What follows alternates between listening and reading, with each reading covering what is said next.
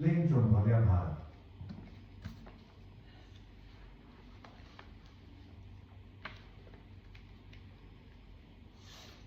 यहाँ श्री श्रीधर स्वामी जी के विषय में कुछ संक्षेप में कुछ विवरण प्रस्तुत है। वागीशा यस्य वदने लक्ष्मीर यस्य च वक्षसि यस्यास्ते हृदये संवित् तम नृसिंहमहं भजे। श्रीधर स्वामी।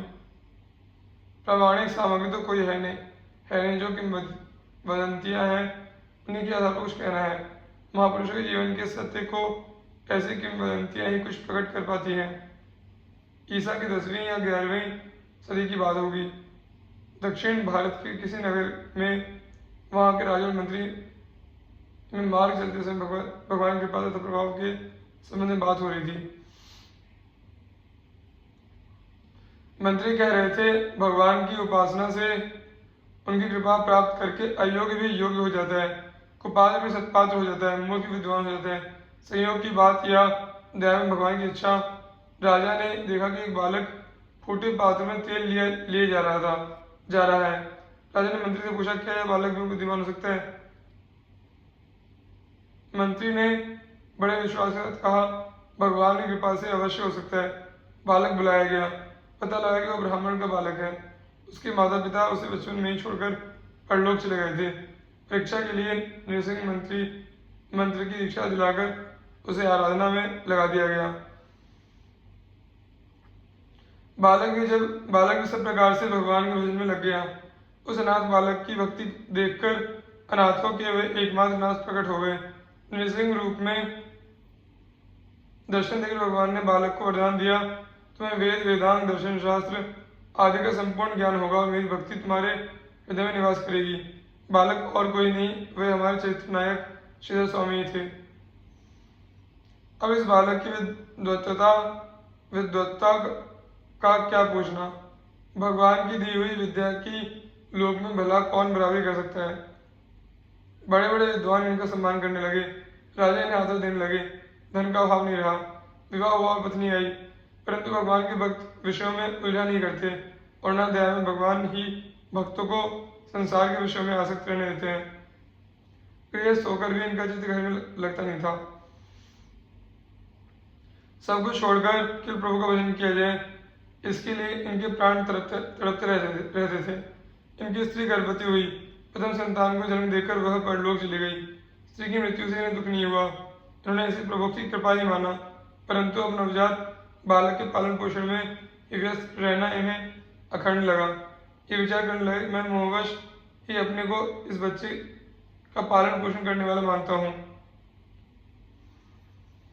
जीव अपने कर्मों से ही जन्म लेता है और अपने कर्मों का ही फल भोगता है।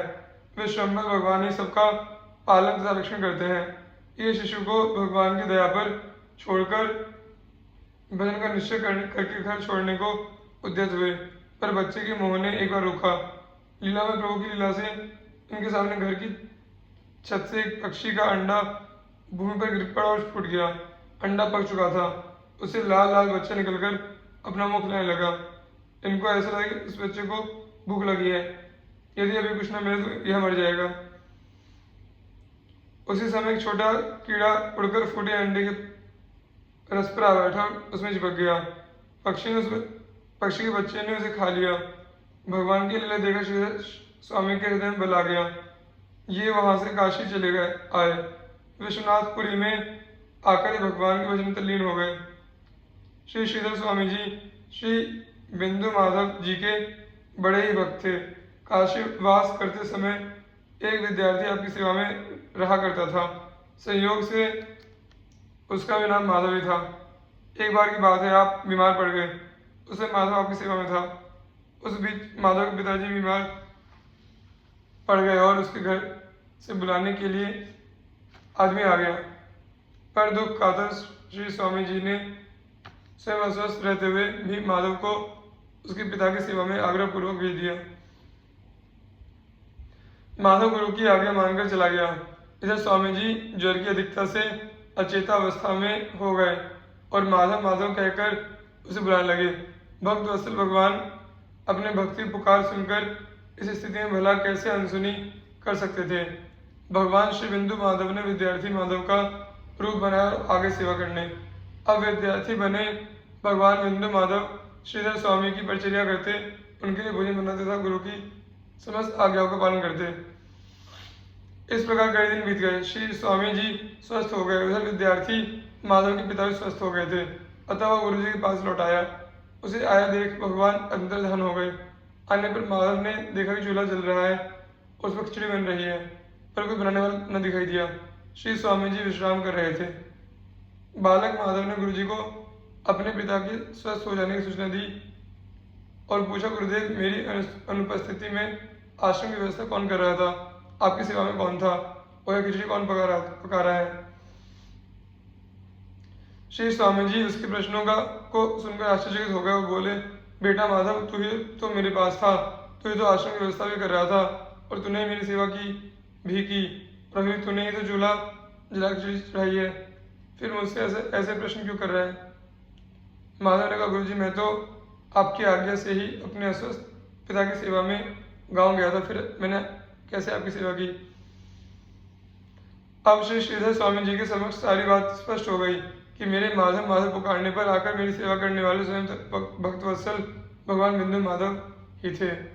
कुछ काल तक काशीवास करने के बाद आप श्री वृंदावन चले आए। इधर संन्यास की बात सुनकर आपके संघ के बहुत से पंडित विद्वान विद्यार्थी तथा आपके गांव के लोग आपसे मिलने आए। बातचीत करते करते दोपहर का समय हो गया। श्री स्वामी जी इतने सारे लोगों के भोजन चिंता करते हुए मध्याह्न कालिक स्नान के लिए श्री यमुना जी की ओर चले। इधर श्री भगवान श्याम सुंदर अपने धाम में अपने भक्त को चिंतित देख ग्वाल बालक का रूप धारण कर तथा बहुत से ग्वाल बालों को संग लेकर श्री स्वामी जी कुटिया पर पधारे। प्रत्येक के सिर पर एक एक गठरी थी और सब में विभिन्न प्रकार की खाद्य सामग्री थी। आते ही उन्होंने लोगों से पूछा, श्री स्वामी जी कहाँ हैं? लोगों के ये बताने पर कि श्री यमुना जी स्नान करने गए हैं, उन्होंने कहा कि आए तो हमारे दंडवत कह देना और कहिएगा कि सारा सामान साधु ब्राह्मणों की सेवा के लिए आया है, खूब सेवा करें, चिंता ही करना था तो घर के छोड़ा। श्री स्वामी जी के आने पर लोगों ने सारी बात बताई और सीधा सामग्री दिखाई। श्री स्वामी जी समझ गए कि ग्वाल के रूप में आने वाले और कोई नहीं बल्कि भक्तों का योग क्षेम वहन करने वाले उनके श्याम सुंदरी थे। गीता, भागवत, विष्णु पुराण पर श्रीधर स्वामी की टीकाएं मिलती हैं। इनकी टीकाओं में भक्ति तथा प्रेम का अखंड प्रवाह है। एकमात्र श्रीधर स्वामी ऐसे हैं कि जिनकी टीका का सभी संप्रदाय के लोग आदर करते हैं। कुछ लोगों ने इनकी भागवत की टीका पर आपत्ति की। उस समय इन्होंने वेणी माधव जी के मंदिर में भगवान के पास ग्रंथ रख दिया। कहते हैं कि स्वयं भगवान ने अनेक साधु महात्माओं के सम्मुख वह ग्रंथ उठाकर हृदय से लगा लिया। भगवान के ऐसे लाडले भक्त ही पृथ्वी को पवित्र करते हैं।